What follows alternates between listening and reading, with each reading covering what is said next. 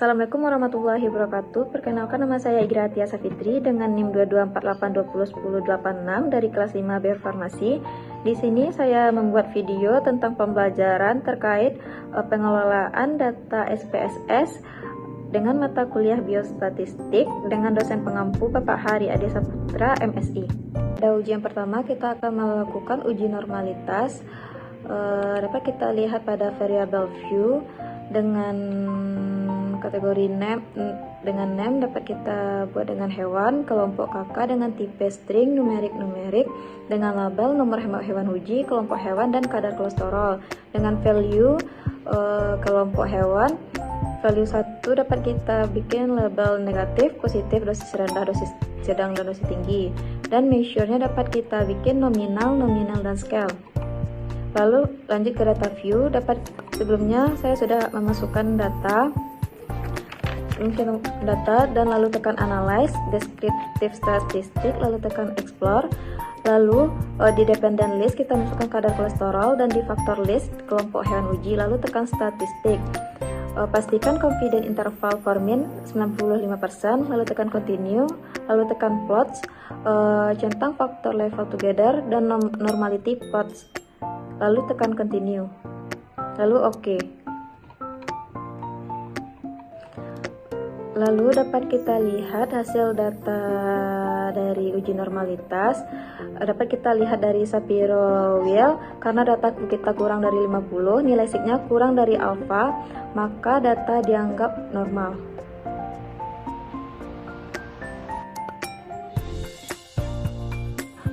Baik, langkah selanjutnya kita akan menguji uji ANOVA. Itu dapat kita lihat pada data. Dan cara kita lakukan yaitu dengan menekan analyze, tekan compare mean, lalu tekan one way ANOVA, lalu masukkan kadar kolesterol ke dependent list dan kelompok hewan ke faktor. Lalu kita tekan post hoc, lalu kita tekan LSD, centang LSD, lalu tekan continue. Selanjutnya kita tekan option, lalu kita centang descriptive dan homogeneity of variance sama, lalu kita tekan continue, lalu oke.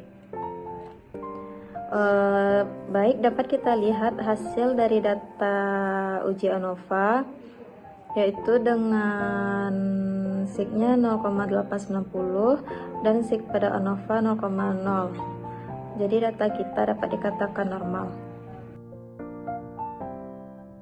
Baik, selanjutnya kita akan melakukan uji Kruskal-Wallis. Yang pertama, kita ubah data menjadi kategori dengan cara menekan transform. Lalu tekan record into different, lalu masukkan numerik variabel kategori kolesterol dengan output variabel name kakak 2, label kategori kadar kolesterol dengan check, lalu all and new value dengan value 1 61 116, 2 120 139, dan 3 140, lalu tekan continue, lalu kita tekan OK. Selanjutnya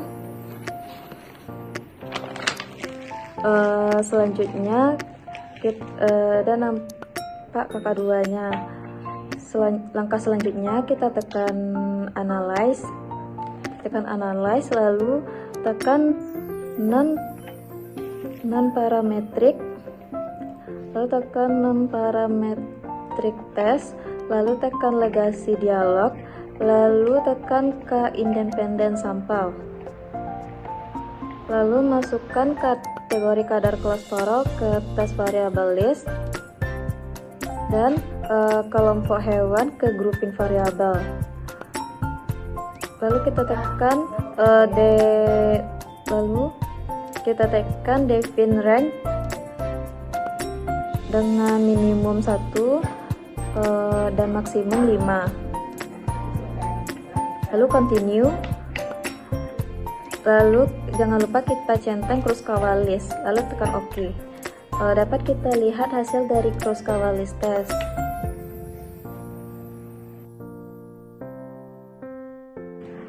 Baik, selanjutnya kita akan melakukan uji Mann-Whitney. Dapat kita lihat pada data berikut dengan cara kita menekan analyze, lalu tekan non-parametric test, lalu tekan legasi dialogs, lalu tekan 2 independent sample, lalu kita masukkan kategori kadar kolesterol ke tes variabel list, lalu kelompok hewan uji ke grouping variabel, lalu jangan lupa tekan centang Mann-Whitney. Sebelumnya kita masukkan grup 1 dengan nomor 1 dan grup 2 dengan nomor 3, continue, dan jangan lupa centang Mann-Whitney, lalu oke. Maka didapatkan hasil dari uji Mann-Whitney. Baik, selanjutnya kita akan melakukan uji chi-square. Dapat kita lihat pada variabel view dengan name res, JK, PKK dengan tipe string, numerik, label responden, jenis kelamin, penurunan kadar kolesterol dengan value 1 perempuan dan 2 laki-laki, lalu tekan OK. Dan value ketiga, value 1 iya dan 2 tidak, lalu OK. Dan measure-nya dapat kita tekan nominal scale. Lalu kita lihat pada data view, sudah kita masukkan data sebelumnya. Langkah selanjutnya yaitu kita tekan analyze, lalu descriptive statistic, lalu kita tekan cross tab.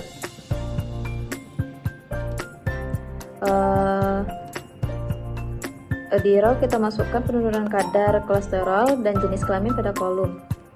Lalu kita tekan statistik, lalu kita centang chi-square, lalu risk, lalu continue, dan kita tekan charts, kita centang observe dan expect dan row dan kolom, lalu continue, lalu kita tekan OK. Dapat kita lihat hasil dari uji chi-square.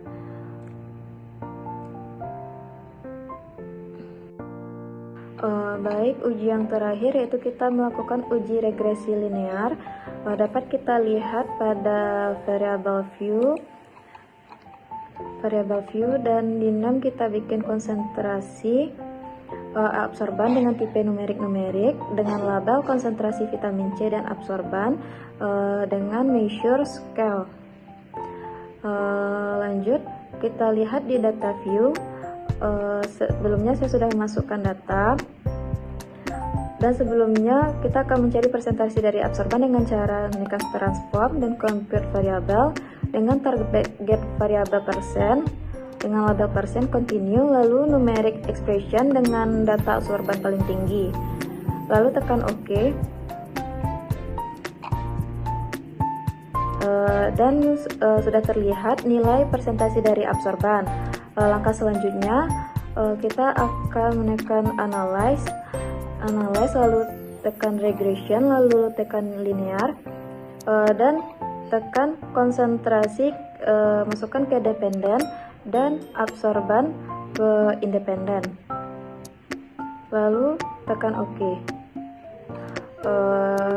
Maka dapat dilihat dari hasil uji regresi linear berikut.